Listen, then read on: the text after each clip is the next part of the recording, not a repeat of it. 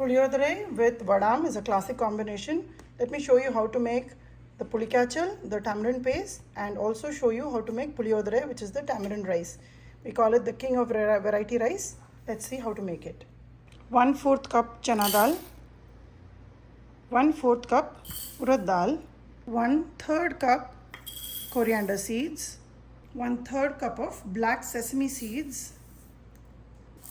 1 full tablespoonful of methi, 1 tablespoonful of mustard seeds, 1 tablespoonful of black pepper, 25 red chillies. I'm going to dry roast all these ingredients individually and then take it out in a plate. Allow it to cool down and then make a powder out of it. I'm using the ready-made tamarind paste today. This is 400 grams and I've just got it from the grocery store just to make it easy for you. 2 tablespoons of Jaggery, vellam. Right now I'm measuring about 2 tablespoonful of salt, 3/4 tablespoon of hing. I will use about half a tablespoon of turmeric,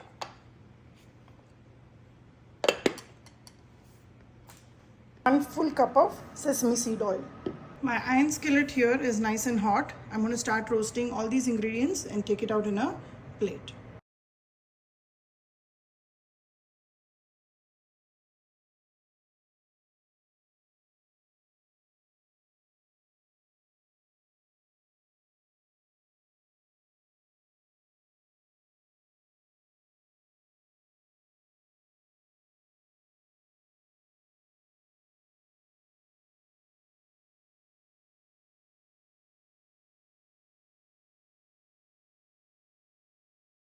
Whenever you roast dry red chilies, make sure you add a little bit of salt so that will keep the fumes under control. Take a bowl. I have emptied the content of this bottle in here. I have also added about half a cup of water. Rinse the jar and I'm pouring it in. Just mix it well. Along with this, I will add the salt. Mix it and keep it ready.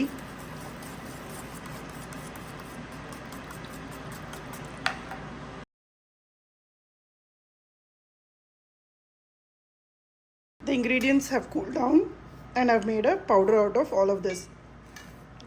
Grind the red chili separately and it needs to be a little finer than the chili flake texture. And all the dals and other ingredients, make it into a coarse powder. Because there is sesame seed in it, make sure you pulse and grind it. Otherwise, the sesame seed will start releasing oil. I have added about half a cup of oil right now, sesame seed oil, and I'm going to heat it up.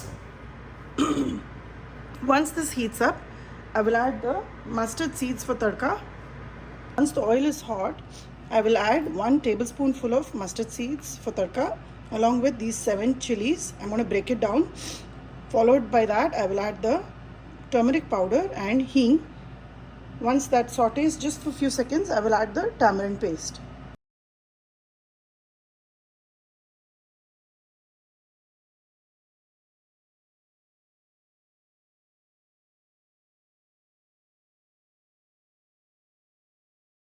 Since I've used a ready-made tamarind paste, this will cook really fast because it is already processed, it's already cooked, and as you can see, the oil is already separating.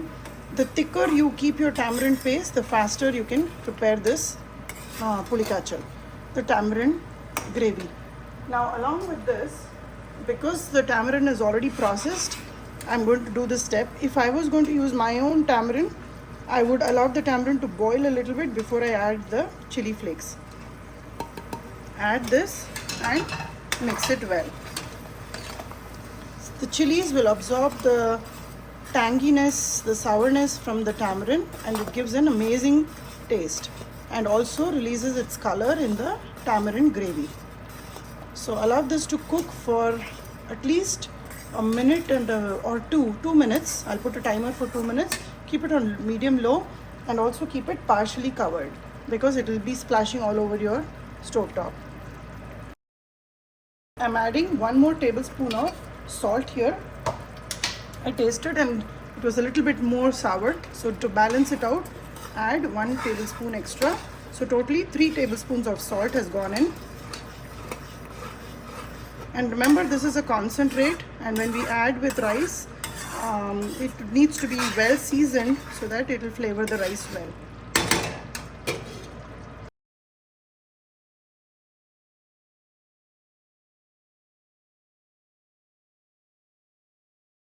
It's been about 2 minutes on a timer, and you can see how the oil is coming on top.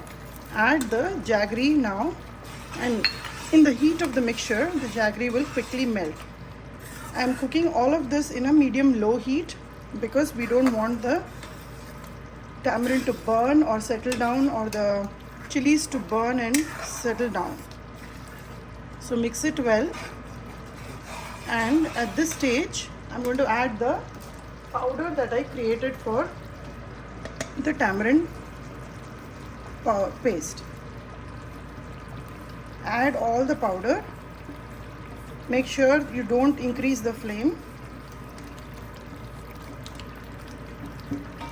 and let's mix it really well.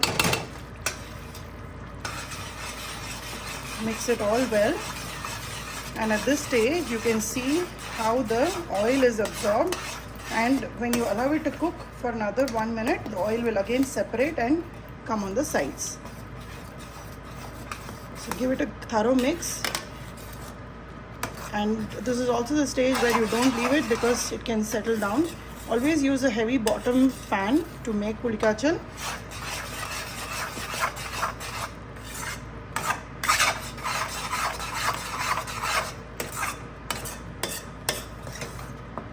The kitchen smells so good right now. I can barely explain.